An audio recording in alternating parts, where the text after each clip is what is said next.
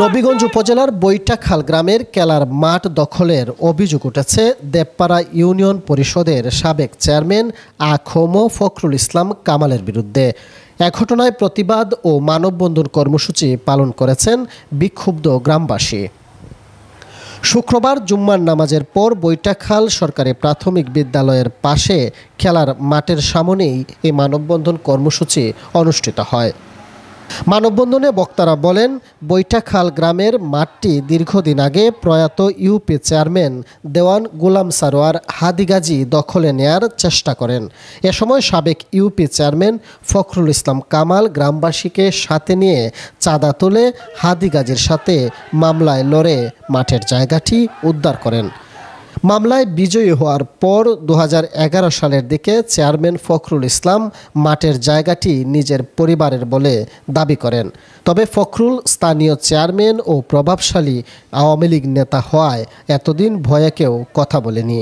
বক্তারা বলেন, এখন রাজনৈতিক প্রেক্ষাপট পরিবর্তন হয়েছে, তাই মাঠের জায়গাটি উদ্ধার করে গ্রামবাসীকে ফিরিয়ে দেওয়ার দাবি তাদের।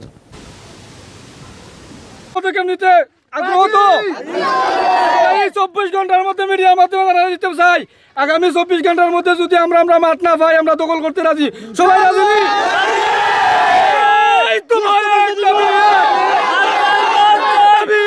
আমরা প্রাণের দাবি, এক দফা এক দাবি, আমরা মাঠ চাই। আমাদের যুবকেরা আছে এখানে, আমাদের ছোট বাচ্চারা আছে, তারা এখন মাঠে খেলার মতো কোনো মাঠ নাই। আমরা 24 ঘন্টার মধ্যে আমরা মাঠ চাই। এই জিনিসটা আপনারা প্রচার করবেন। আর এই মাঠ নিয়ে বিভিন্নভাবে পরিচালনা করা হয়েছে। এর আগে আমরা কয়েক দফা মিটিং গাইছি।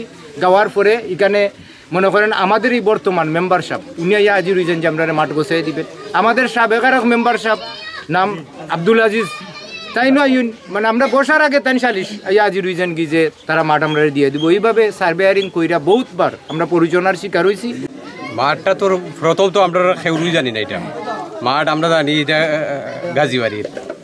গাজীবাড়ি থাকি তো তাই আপনার যে চেয়ারম্যান আছেন তাই আইনচন কীভাবে ওই আমরা হইতে পারতাম না। এটা সবসময় আমরা খেলাধুলা করছি শ্রোতাতে মাত্রা। আমরা একবারে গ্রামবাসী আনইছি এই মাঠও খেলাধুলা করছি।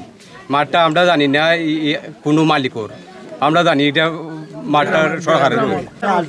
আমি 96 এই মাঠও খেলি। আমরা 2টা খেলা 16 টিমের পরিচালনা করছি এই মাঠও।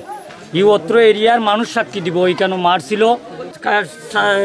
টাকা সংগ্রহ কইরা আমাদের মাঠও মাটি কাটাইছই। আমরা চান্দা পর্যন্ত দিছি। আমরা রাড়িবড়ির পেছনে 100 টাকা করে চান্দা লইছি, লইয়া এই মাঠও মাটি কাটছি।